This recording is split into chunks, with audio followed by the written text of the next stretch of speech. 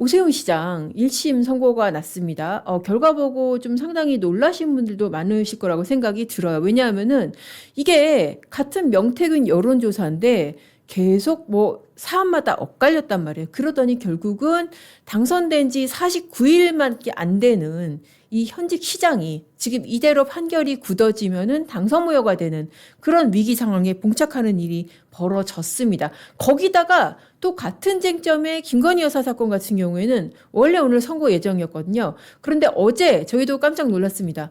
선거 하루 앞두고 대법원에서 이 사건이 전원합의체로 회부가 됐대요. 그래서 저희도 이게 뭐지 싶었거든요. 그런 일은 사실 잘 없어요. 보통 선고 일자까지 정해졌다는 거는 대법원, 특히 대법원 사건 같은 경우에는 판결문 다 썼고 당사자한테 다 통지됐고 모든 절차가 다 끝난 것인데 갑자기 전원합의체로 간다? 그러면 이거 뭐지? 왜냐하면은 김건희 여사 같은 경우에는 여러 가지 혐의 중에서 이 명태균 씨 관련 그 여론조사를 무상으로 받은 그 부분에 대해서는 무죄가 선고가 됐었거든요. 왜냐하면은 김건희 여사 재판부 같은 경우에는 1심, 2심 다 공이 어떻게 되냐면은 이 여론조사, 그러니까 명태균으로부터 무상으로 받은 여론조사는 이거는 정치자금법에서 수수를 금지하는 재산상 이익이 아니다. 왜냐? 이 여론조사가 김건희 여사 그러니까 윤석열 전 대통령 부부뿐만 아니라 다른 후보들한테도 갔으니까 쉽게 말해서 다른 후보들한테도 돌린 명태균의 홍보물 같은 거 이거 받은 게 정치자금법상 금지되는 뭐 돈이나 이익 받은 거로 볼 수 없다라는 그런 판단이었었습니다. 그런데 얼마 전에 또 윤석열 전 대통령은 어떻게 나왔어요? 그게 유죄가 나왔죠. 어디에서? 이진관 재판부에서. 이진관 부장판사 재판부에서는 이거를 묵시적, 암묵적 합의가 있었다. 명태균으로부터 여론조사를 제공받기로 하는 묵시적, 암묵적 합의가 있었다라고 이거를 또 유죄를 선고를 했죠. 징역 2년이 나왔었습니다.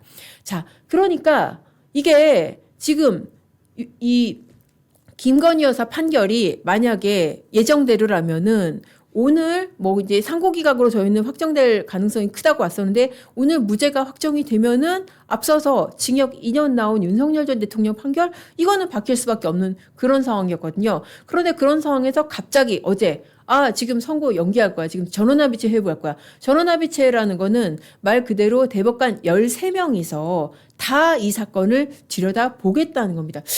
그럼 이거 뭐지? 이거는 전부 다 유죄로 하겠다는 건가? 설마 엊그제 나온 오세훈 판결 때문에 이거 다 유죄로 바꾸려는 건가? 그런 생각이 들어서 제가 전격적으로 어제 막 여러 군데 전화를 돌리고 취재를 해보고 보니까 대법원의 이제 핵심 관계자, 제가 뭐 이름은 밝힐 수 없지만 이분으로부터 이제 이런 얘기를 들었습니다. 이건 이제 제가 이제 단독으로 취재를 한 건데요. 그분 얘기가 이래요. 현재 이게 보니까 같은 사안을 두고 여러 재판부에서 이게 제각기 판단을 하고 있다. 완전히 엉켜있다라는 거죠. 제가 방금 말씀드린 대로 김건희 여사는 1, 2심 다 무죄가 났는데 윤석열 전 대통령 두 사람이 공범으로 기소가 되는데 윤석열 전 대통령은 또 유죄가 나고 또 오세훈 재판부는 또 유죄 선고하고 이렇게 되니까 대법원 입장에서도 이거 그대로 선고하면 안 되겠다. 한번 이 대법관들 13명이 전부 다 이 사건을 다 들여다봐야겠다. 그런 생각이 들었을 것이다. 라는 것입니다. 물론 이분이 그 대법관들의 합의 현장을 들여다본 것은 아닙니다. 그렇지만은 제가 이제 이 취재를 한 게 어제였는데 어제 하루 전날, 그러니까 그저께 대법관들이 전부 다 모이는 전원합의 회의가 있었다고 그래요. 아마도 그 자리에서 누군가가 이거 보니까 이게 같은 명태균 사건인데 어디서는 유죄 나고 어디서는 무죄 나네? 이거 그냥 소부라는 건 이제 대법관 4명으로 구성된 이 부거든요. 일반적인 사건은 그렇게 다릅니다. 소부에서 그렇게 하고 끝낼 게 아니라 이거 우리가 전체적으로 한번 봐야 되는 거 아니야? 아마도 그렇게 생각했기 때문에 지금 전원합의체로 회부를 해서 들여다보려는 게 아니겠느냐. 라고 이제 얘기를 했고 저는 이분의 추측이 상당히 맞다고 보입니다. 그래서 결국은 이 선고 날짜가 미뤄졌다. 그러니까 이거를 선고 날짜 미뤄진 거를 이거 오세훈, 윤석열 다 유죄 났으니까 다 뒤집어 가지고 김건희도 유죄할 거야. 이게 아니고 한번 통일적으로 워낙에 1심에서 한번 판결이 엇갈리니까 통일적으로 한번 들여다보겠다. 이제 그런 차원에서 보시면 될 것 같습니다.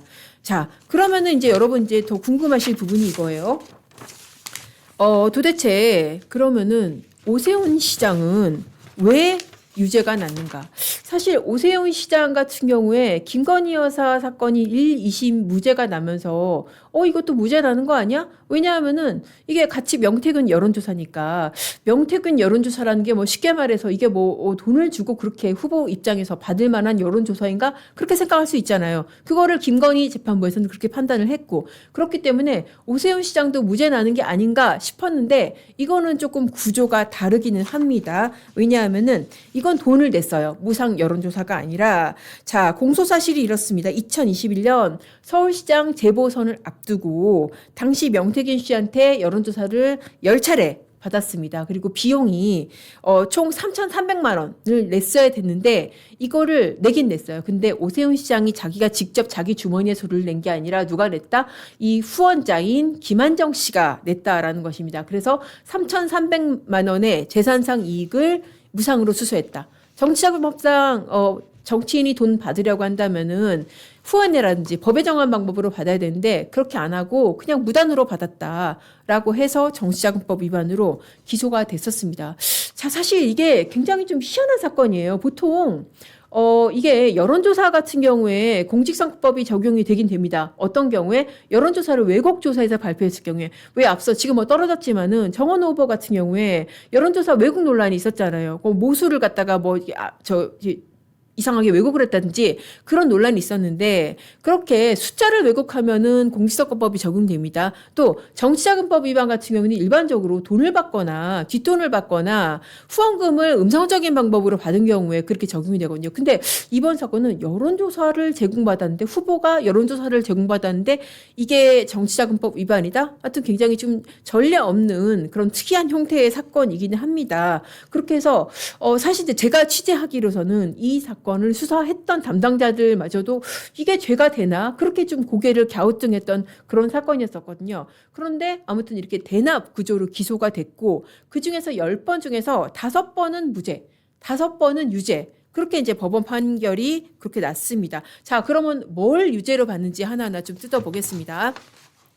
자, 10차례 여론조사 중에서 2021년 2월 1일 그 강혜경 씨 있잖아요. 그 미래한국연구소 부소장 직원 있죠. 그 공익제보자처럼 나왔던 강혜경 씨 계좌로 1,000만 원, 이 김한정 씨가 1,000만 원을 입금하기 전에 3차례 그 비공표 여론조사를 했다고 그래요. 여기에 대해서 이제 법원이 이거는 핵심이 그거거든요. 오세훈 시장이 이거를 알고 의뢰를 하고 비용 대납까지 부탁을 했었느냐. 이게 지금 이 사건의 가장 핵심 쟁점인데 그거를 이제 맞다고 봤어요. 그러니까는 의뢰한 것도 맞고 대납을 지시한 것도 맞다라고 봤습니다. 자, 김한정 씨 주장은 이랬어요. 아니 이거 내가 오 시장하고 상관없이 내가 그냥 개인적으로 한 것이다. 왜냐? 강철원 전 서울시 정무부시장, 그 오세훈 시장의 최측근이죠. 강철원과 명태균이 싸운 거를 알고 내가 명태균을 따로 만나가지고 이거는 오 시장하고 상관없이 내가 그냥 개인적으로 여론조사를 의뢰하고 돈을 준 것이다. 그렇게 김한정 씨는 주장을 했습니다. 그런데 법원이 여기에 대해서 어떻게 판단했냐면요. 자, 휴대폰 기록이나 당신 기록 보니까 1월 29일부터 3월 31일까지는 1월 29일부터 31일까지는 세제 별장에 있었네. 자, 그러면은 당신이 돈을 넣은 2월 1일 이때는 그러면은 그 앞에 있었다는 강철원하고 명태균이 싸운 거 이거 볼 시간도 없었던 거 아니야? 그리고 돈을 넣은 2월 1일에는 당신 명태균 만나지도 않았어. 그런데 뭐 어떻게 당신이 둘이 싸운 걸 알고 명태균을 만나서 여론조사를 의뢰를 해? 그렇게 깬 거예요. 그러니까 이거는 강철원이 관여를 했으니까 이거는 오세훈이 직접 관여한 게 맞다라고 그렇게 본 겁니다. 자, 또 다른 유죄 인정 사안 보겠습니다. 2월 5일 이거는 공표용 여론조사 비용 550만 원을 김한정 씨가 준 것인데 이런 문자가 있었다고 그래요. 강 실장님 열받아서 난리. 근데 그 업체에 소개해 준 사람이 김종인. 이게 그러니까 오 시장 측의 어떤 직원하고 서울시 직원이 이제 지인한테 보낸 문자 내용인데 강 실장님이 그러니까 강철원 전 부시장입니다. 강 실장님이 열받아서 난리를 쳤다. 왜 그러겠어요? 여론조사가 이제 의뢰한 결과대로 안 나왔기 때문에 의뢰한 거는 어떤 식으로 의뢰를 했겠어요? 그러니까는 오 시장한테 유리한 여론조사. 그때 당시에 가장 유력한 경쟁 상대가 누구였냐면은 나경원 의원이었습니다. 그러니까 나경원 의원하고 당내 경쟁자인 나경원 의원하고 비교를 했을 때 자기가 대중적인 인지도 측면에서는 더 유리하기 때문에 그런 식의 여론조사를 조금 기대를 하고 의뢰를 했는데 웬걸 나경원이 더 높게 나왔다는 거죠. 그러니까는 강 실장님이 열받아서 난리를 친다. 근데 그 업체가 지금 저 명태균 씨 관련 이제 미래학교 연구소잖아요. 이거를 누가 소개했다? 김종인이 소개를 했다. 이런 식의 문자를 직원들이 주고받은 것을 봤을 때 법원이 보기에는 뭐다? 이거는 강철훈이 관여한 거네. 아, 그러면 오세훈이 의뢰하고 이거는 오세훈이 대납 지시한 게 맞네. 이렇게 봤다는 겁니다. 자, 마찬가지로 유죄 인정된 부분이 2월 18일 공표용 여론조사, 이것도 이제 550만 원을 김한정 씨가 준 부분인데요. 이것도 마찬가지로 법원은 강철원이 계속 관여를 했다. 왜냐하면은 강혜경이 이 파일, 그러니까 여론조사 관련된 파일을 전송을 했는데 이게 강철원 휴대폰에서 9분 뒤에 다운로드가 됐다.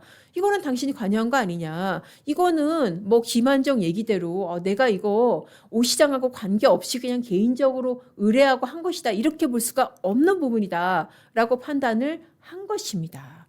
이렇게 해서 총 10차례 중에서 5차례를 유죄로 인정을 했습니다.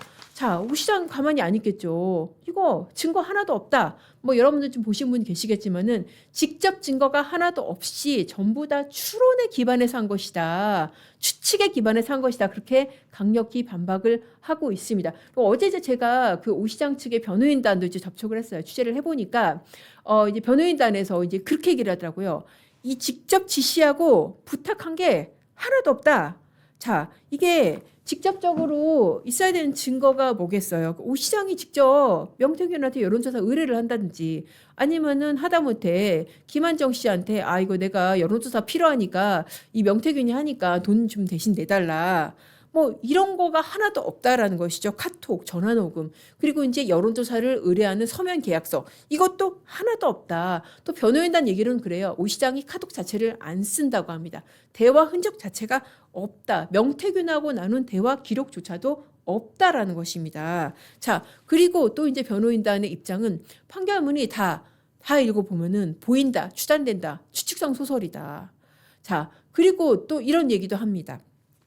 제가 아까도 말씀드렸지만 결국 의뢰를 했는데 불리하게 나왔잖아요. 그러니까 변호인단 입장 그거예요. 아니, 기왕에 내가 지금 유리한 여론조사 받아가지고 이거로 정치적으로 제기를 해야 되는데 당시 이제 오 시장으로서는 제기가 절실한 상황이었어요. 왜냐하면은 그 전에 아주 이전에 그러니까는 그 무상급식 건으로 해서 이제 시장을 그만뒀잖아요. 그 이후에 이제 국회의원 선거 계속 떨어지고 이번 2021년 4월 선거에서는 반드시 정치적으로 부활을 해야 되는 그런 입장이었었는데 그래서 유리한 여론조사가 굉장히 절실한 상황이었는데 한번 여론조사 의뢰를 했더니 굉장히 불리하게 나왔는데 이거를 또 이 사람한테 돈을 주고 맡긴다? 이게 말이 되냐 이거죠. 그러니까 이거는 앞서 법원도 이제 지적을 했던 부분입니다. 이거 뭐 강 실장님 열받아서 난리 뭐 이 부분 있잖아요.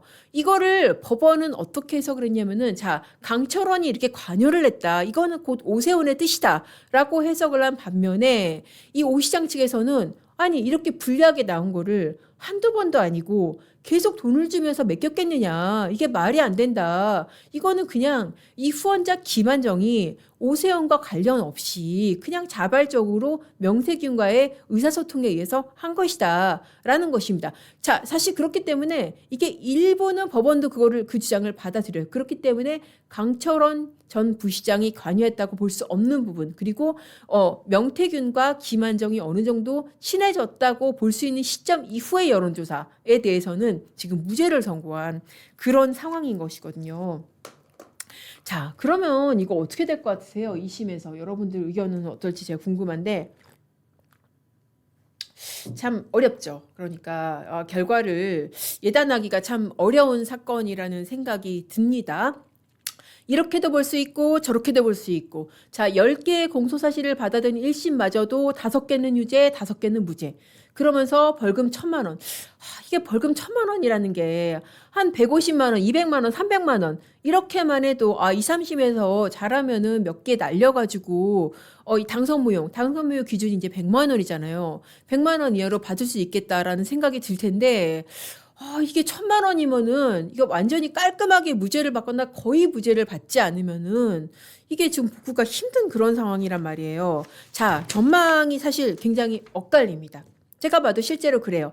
이거 뒤집힐 수 있다.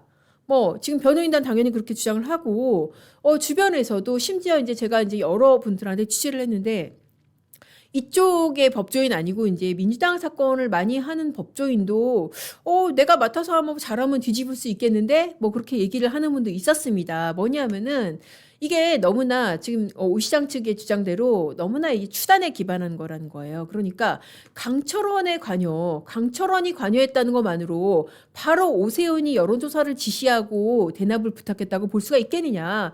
이건 너무나 비약이다.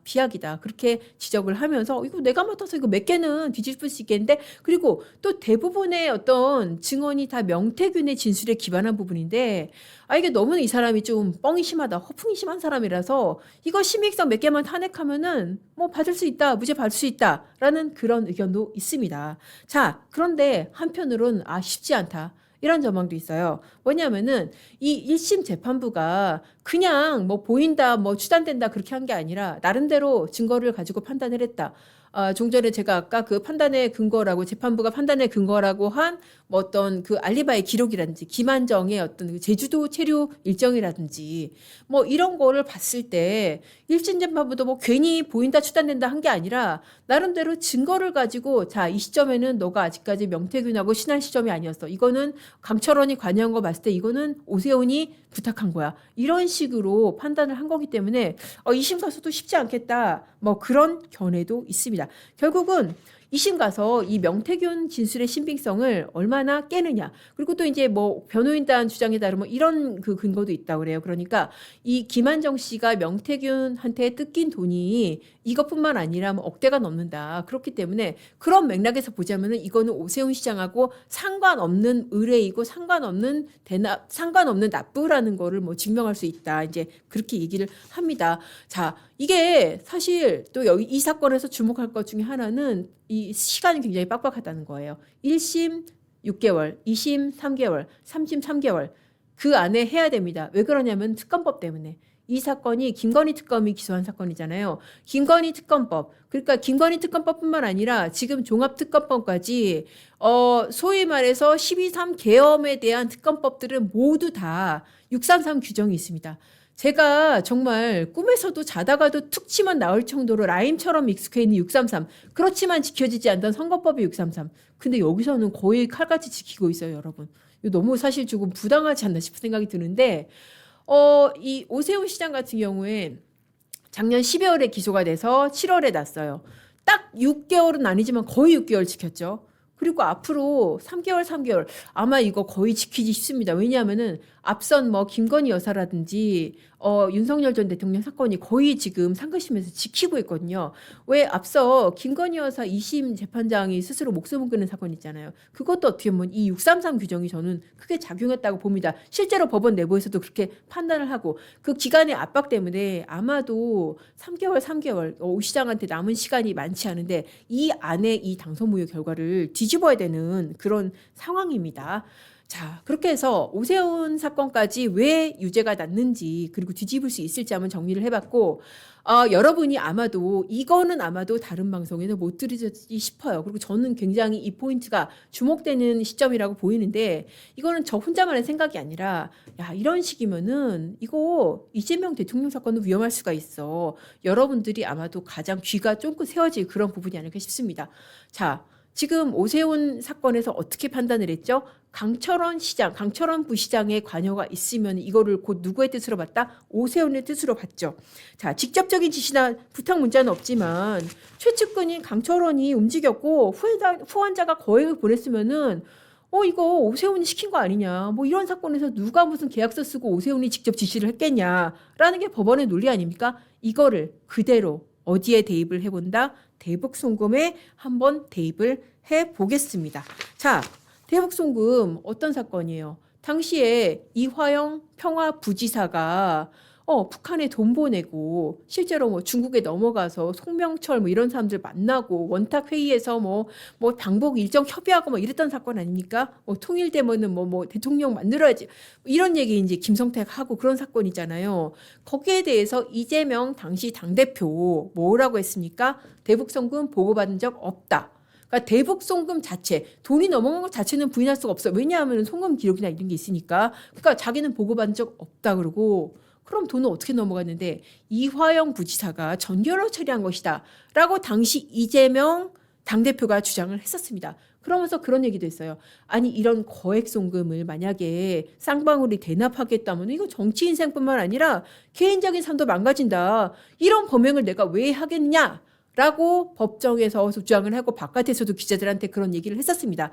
그 재판이 지금 중단이 돼 있죠. 헌법 84조. 뭐 저는 동의하지 않습니다만은 헌법 84조의 해석에 따라서 중단이 돼 있습니다. 자, 그런데 이번 사건, 오세훈 사건의 논리를 제가 그대로 한번 대입을 해보겠습니다. 자, 첫 번째, 이화영이라는 핵심 측근이 이 대북송금, 100억 원이 넘는 대북송금을 주도를 했습니다. 자, 두 번째, 이게 뭐를 위한 것이었다? 500만 달러는 스마트팜, 그리고 300만 달러는 방북비용이잖아요. 지사의 방북비용. 자, 결국 경기도지사인 이재명의 방북과 결국 이건 뭐예요? 이재명의 정치적 이익, 이 대선 주자로서의 정치적 이익을 위한 것이었다. 자, 그렇게 보면은 이화영 혼자 뭐가 좋자고 자기 돈도 아닌 거를 100억 가까이 100억 넘는 돈을 이재명 몰래 북한에 줬겠느냐.